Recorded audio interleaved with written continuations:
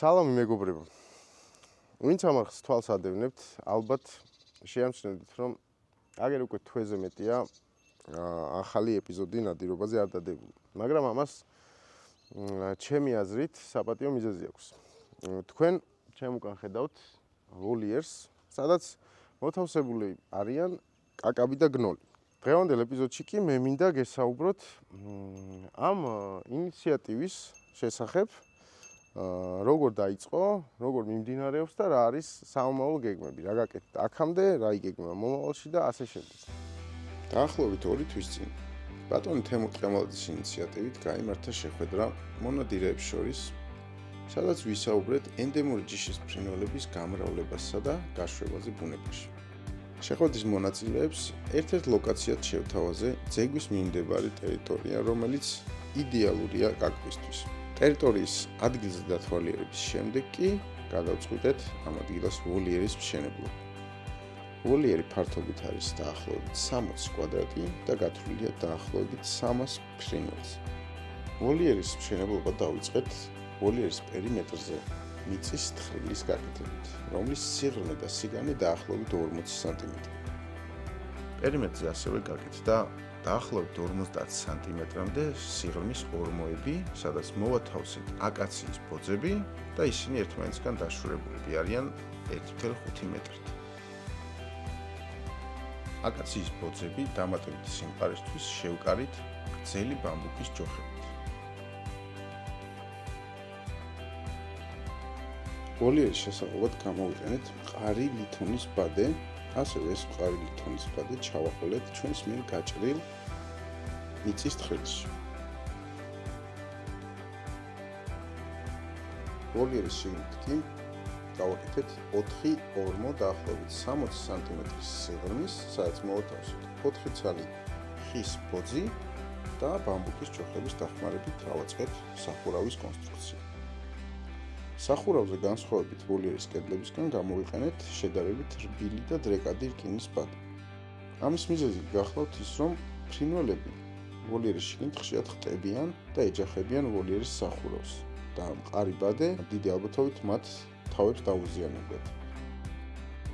შესაბამისად, რბილი ბადე მათ თვითდაზიანებისგან დაიცავს, ასევე ეს ბადე დაიცავს მათ მტაცებელი ფრინველისა თუ ცხოველისგან. ვოლიერი გარედან ასევე დამატებით შევღობით დაახლოებით 1 მეტრის სიმაღლის ძველი სახურავის მასალისგან, ამით ფრინველები იქნებიან დაცულები პირდაპირ ვიზუალური კავშირისგან მტაცებელთან, მტაცებლის ვოლიათან ახლოს მოსვლის შემთხვევაში და ასევე იქნებიან უფრო მყუდრო გარემოში. კონსტრუქციის დასრულების შემდეგ ვოლიერის შიგნით ფრინველებს მოუწყეთ რამდენიმე თავშესაფარი, ასევე დაუდგით საკვებისთვის და წყლისთვის შესაბამისი ჭურჭელი და ამით ვოლიერის მშენებლობა დასრულდა და ვოლიერი მზად იყო ფრინველების მისაღებად. მოკლედ აი დავედით საბოლოო ფინიშში. აი ესეთი ამბავია. საკვებურებსაც მოვრჩებით ახლა და ახლა ნამდვილად მზად არის კაკბების მისაღებად. ესეთი საკვებურები გავუკეთეთ. უბრალოდ ლამაზები გამოვით.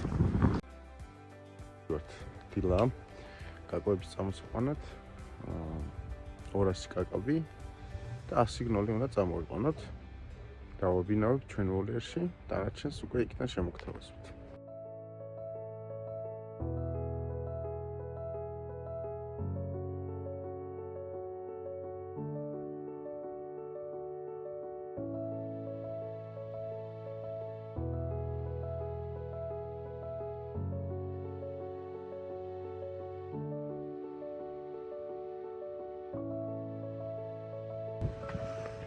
ჩამოვედით ახლა იმაში საიდანაც რომ წავიყვანოთ კაკბები, მაგრამ პატარა ხოხვები არიან.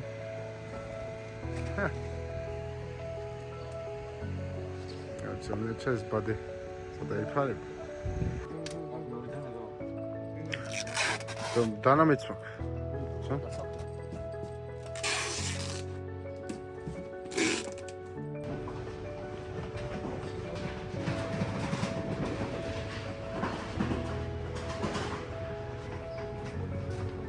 აბა. ოჰო. ერთ.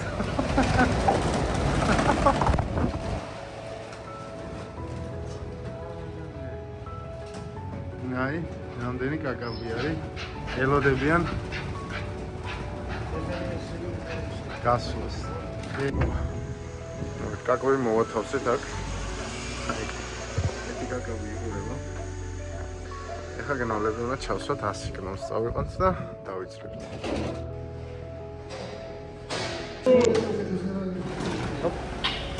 ელა. ვაი.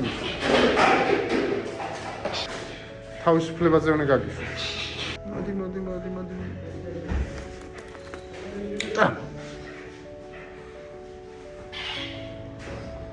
წავიყვანოთ ზეგვში. ზეგვი.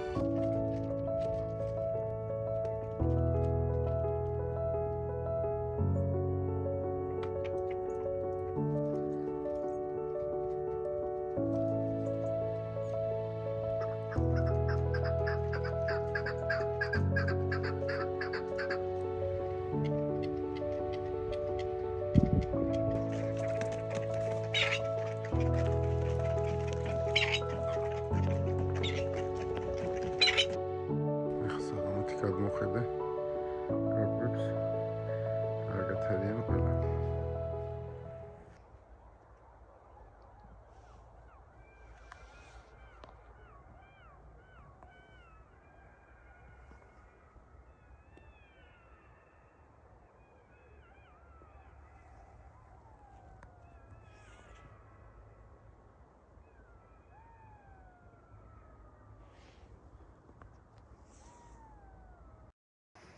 მოკლედ საღამოთი ამოვხედე კაკებს. კაკები კარგად არიან, მაგრამ არ ვიცი, აი ვიდეოც გადავიღე, იმედია ხმა ისმოდა. საკმაოდ ბევრი ტყურა ბინადრობს აქ და ძალიან დიდი სამუშაოებია ჩასატარებელი ამ დაცვებლის კუთხით და მაგასაც მივხედავთ უკვე, როცა ლიცენზია გვექნება.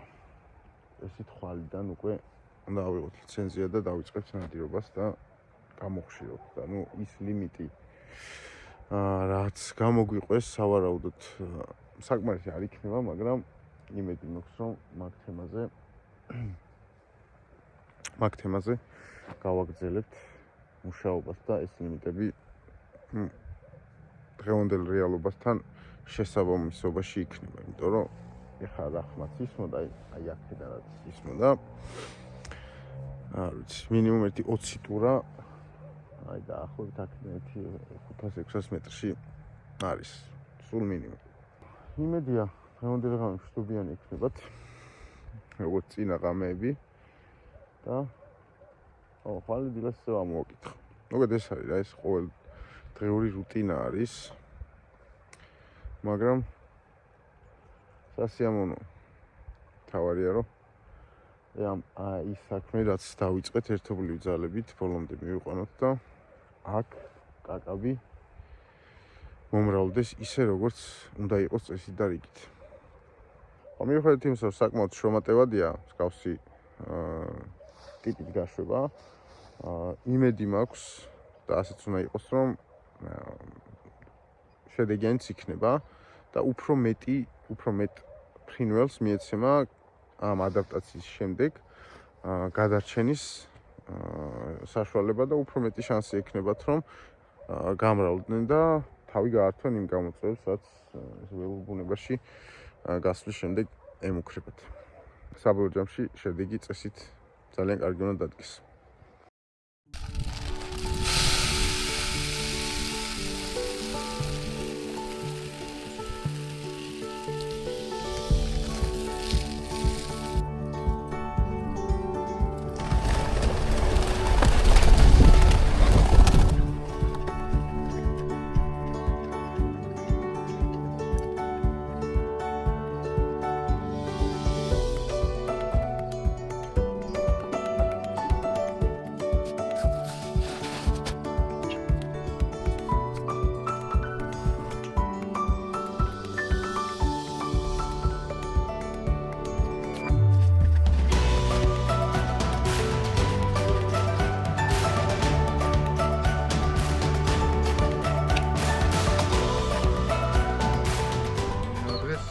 ჩვენთან ამ ყველაფრის ორგანიზატორი და ინიციატორი ბატონი თემურ ყემალაძე, რომელმაც ეს ძალიან მაგარი საქმე გამოიწყო.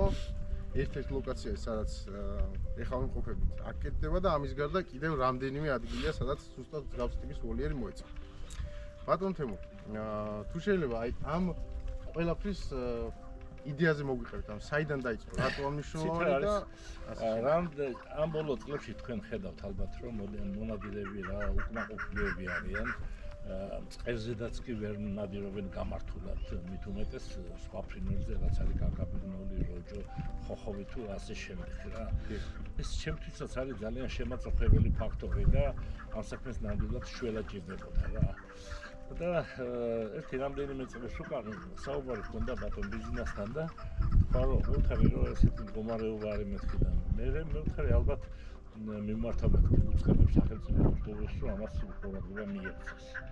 ну გავიდა წლები რაღაც პერიოდი და ვერ მოხერხდა მოკლედ რა ამის ორგანიზება, ფინანსირება და თვითონ დაიწყო ჭრილაში აგროკომპლექსი გააკეთა ფრინველების გარეული ფრინველების მოვეხმარეთ ჩვენ ამ ფრინველების ჩამოყვანაში, შეძენაში, უცხოეთიდან ძირითადად ეს ჩამოვიდა და არის და გაიმართა და გააკეთა უნიკალური კომპლექსი. მე ვფიქრობ რომ და ჩემი აზრი არის რომ ნებისმიერ ქვეყანას შეშურდებოდა მსგავსი საქმიანობა და მსგავსი რამ. ეს არის ხელმოქმედება, რომელიც ალბათ ჩვენ შვილი და შვილიშვილებს წააგდება წინ. და მე დადგა პერიოდი, როცა უკვე სათანადო რაოდენობა მივიღეთ იქ, რომ გაშვების და სად და როგორ. ეხლა ფრინველს ესე ვერ გაუშვებ. ყველაფერს ჭირდება თავისი ადგილი, თავისი არეალი, სადაც ის ცხოვრობს, ეს ცხოვრება, გამრავლდება, დაცული იქნება და ასე შემდეგ და ბევრი ფაქტორი არის რა. დავიწყეთ ამის მოძიება. პირველ რიგში ჩავატარეთ ჩვენ თაცმინდაზე და რამდენიმეჯერ გავუშვით რამდენიმე ასეული ბნოლი, კაკაბი, ხოხობი, რომელმაც გაამართლა და ეს თაცმინდა ჩვენ მივიღეთ როგორც ვთქვა საცდელი ობიექტი, სადაც ჩვენ დაკვირვების ქვეშ გვაქვს ყველაფერი და ორნიტოლოგებს და სპეციალისტებს, უცხოელებსაც ჩვენებსაც შევეკითხეთ, მივიღეთ კონსულტაციები და დავიწყეთ ესე გამართვა. პირველ რიგში ეს არის აი ვოლიერი მსგავსი რაც არის ესეთნაირად, ზომებში შეიძლება მეტი იყოს, შეიძლება პატარა იყოს, სადაც განვათავსებთ ამ ფრინველებს რაღაც პერიოდით, ერთი თვით მაგალითად არა ნაკლები 2 კვირისა და რა ხდება, იცით, ესენი ფრინველები არიან ინკუბირებული, გამოყვანილი, რომელიც არ არის შეჩეული ველურ ბუნებას, საკვების მოპოვება და ასე შემდეგ. ამიტომ ამ ვოლიერში იწყება ამ ფრინველების გაველურება.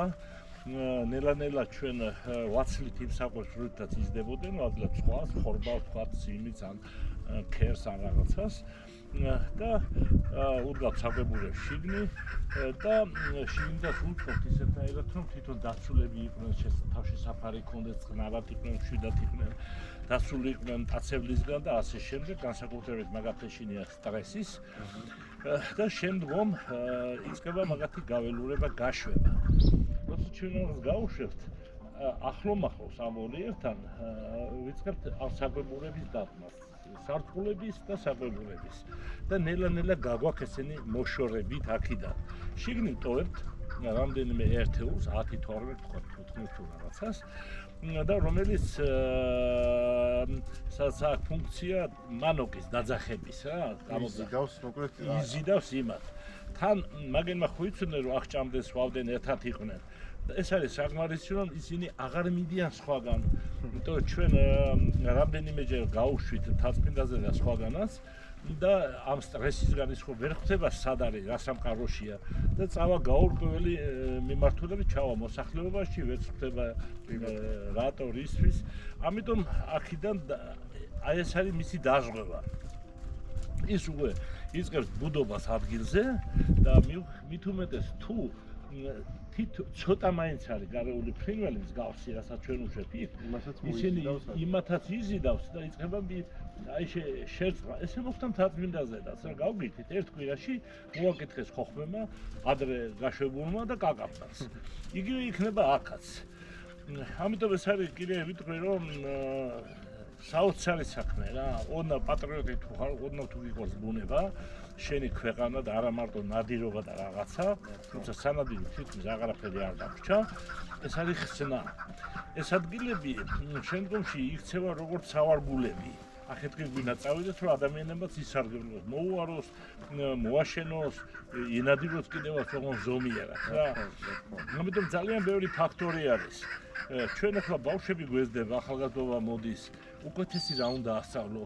პრობლემებია ნარკომანებთან, ნარკოტიკებთან და 1000 სხვა რაღაცეებთან და ეს ბუნებასთან კავშირი ეს არის ერთ-ერთი ყველაზე ძლიერი, რომელთაც ჩვენ გვინდა ჩვენი მომავალი თაობა გადავარჩინოთ რა.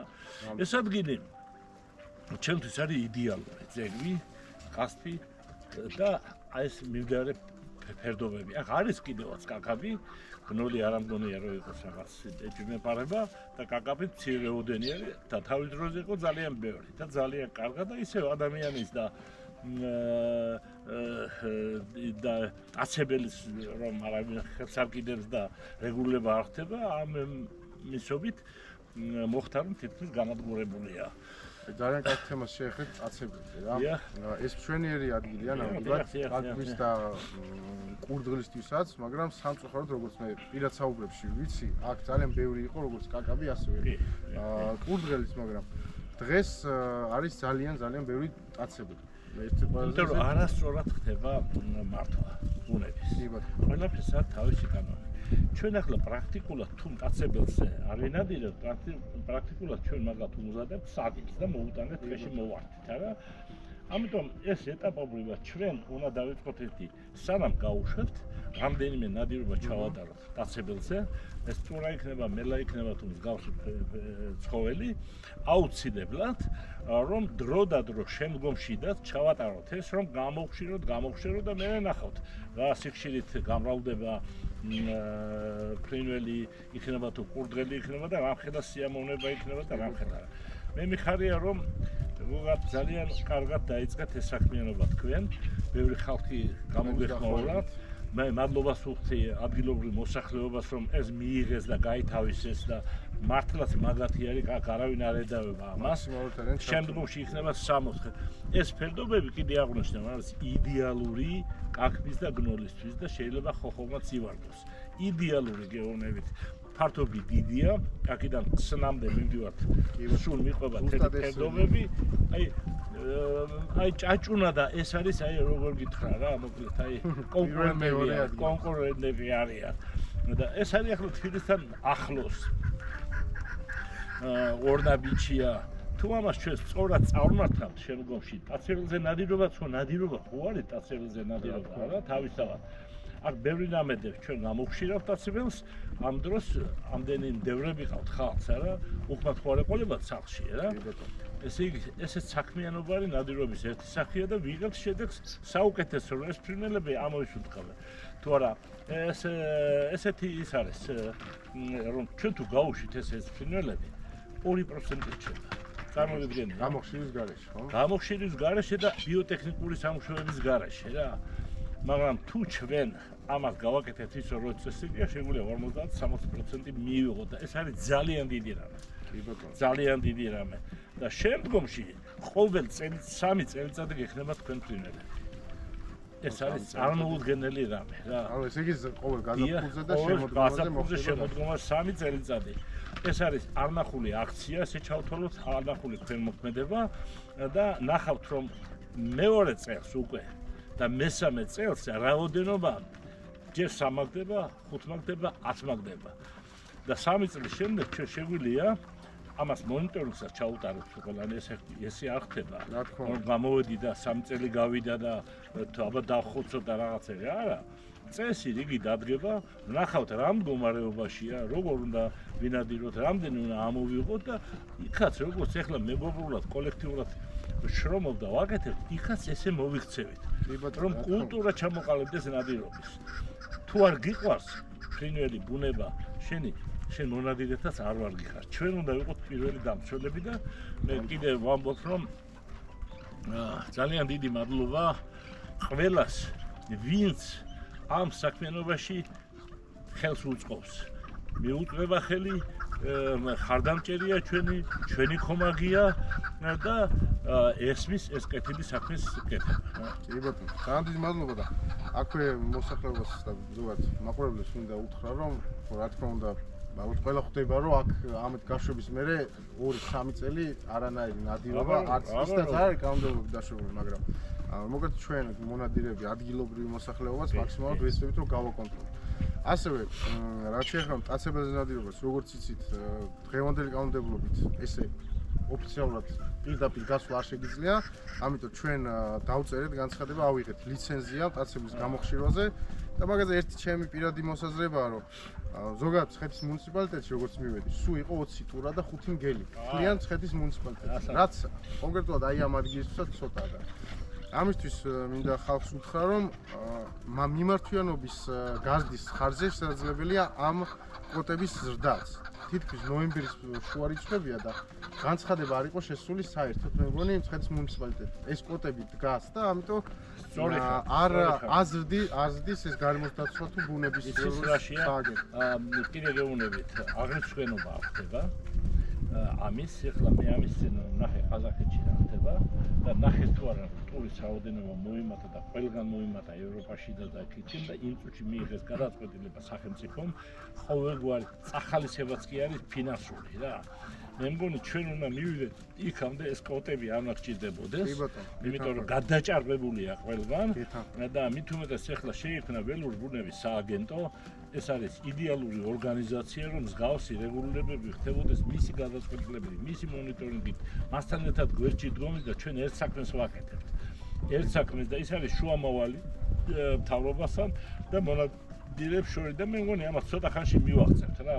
იმიტომ რომ ჩვენ დაახლოებით 4000 ფრა გვაქვს გაშვებული მთელ საქართველოში, სამხრეთ ჯავახეთში, აჭარაში და სულ ყველგან არის აი დადებითი პოზიცია, ყველა ლოცულობს, ყველა მადლიერია და შევიკრათ ეს ხალხი, სულ ყველა გქონდეს ერთმანეთთან კონტაქტი და გადაწყვეტილებებით მივიღოთ ერთად.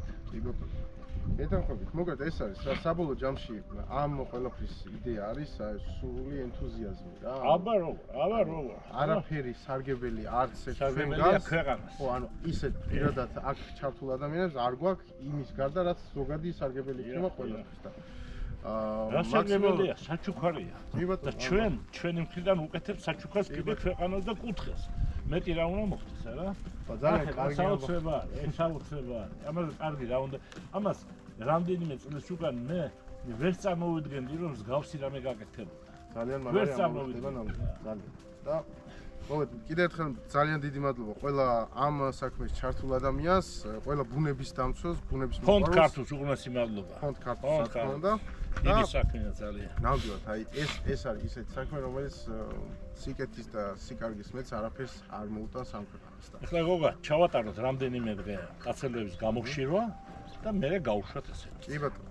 და ხო, ერთი პირად საუბრებს ბევრგან აღმინიშნავს მონადირეებთან, რომ ჩემ დამოკიდებასაც გაუზიარებ ამ არხის მაყურებელს, რომ ჩემთვის ნადირობა და მონადირის სტატუსი არ არის მხოლოდ უფლება, რომ იარაღ გადაკიდებულმა იარაღო. პასუხისმგებლობაც არის ბუნებაზე და მონადირეები ვართ ის ხალხი, რომელიც ალბათ ყველა დიდ დროს ვატარებთ ბუნებაში და ჩვენვე უნდა მოვუწოდოთ. სხვა მონადირეების მიმართ უნდა ვიყოთ პატივისცემით, რომ მათაც ჩვენ დატოვებულ ადგილას კომუნიკაცია გვინდა ერთმანეთში. იმედია ყველაფერი იქნება და ყველაფერი უკეთესობისკენ შეიცვლება. ამით მე მგონი დავემშვიდობოთ მაყურებელს. დიდი მადლობა. ადევნეთ თვალი და გაიგეთ სიახლეები, ასევე დაიგეგმოთ ერთი დიდი ნადირობა, ვისაც სული გექნებათ, დაგვიწერეთ კომენტარებში, ასევე თუ მსგავს ტიპის აქციაში თქვენს გსურთ ჩართვა და თქვენს ის ადგილებს სადაც მსგავს ტიპის თუ შეიქმნება ჩამოვიდნენ და ვინადირობენ. და ასევე ამ ტიპის ვოლიერის გაკეთებაზე გამოითქვა რამდენიმე პრობლემა არ არის. შეგვეხმიანეთ. იმიტომ რომ ჩვენ ამ ტერიტორიაზე კიდე გვაქვს ერთი ორგან გასაკეთებელი რომ გაჯერდეს. იმიტომ რომ აქედან დაახლოებით 10 კილომეტრი მაინც არის ბოლომდე, არა? თუ მეტი არა. მოგეთ დიდი ტერიტორია ხო, დიდი ტერიტორია არის, იმიტომ რომ სანამ ესენი გადავლენ იქით, ჩვენ იქ უნდა დავახვედროთ კიდე აი მსგავსი ვოლიერები და ფრინველები და შედეგი გვექნება მალე ძალიან. აუცილებლად. მოგეთ თუ ხართ დაინტერესებული, მოგწერეთ ან მე, ან ჩემი ინფორმაცია აღწერაში იქნება არხის, ან ბატონ თემურს შეეხმიანეთ და მაქსიმალურად ჩვენი მხრიდან დაგაკვალიანებთ. და ჩვენ ერთი ვართ. გაიხარეთ.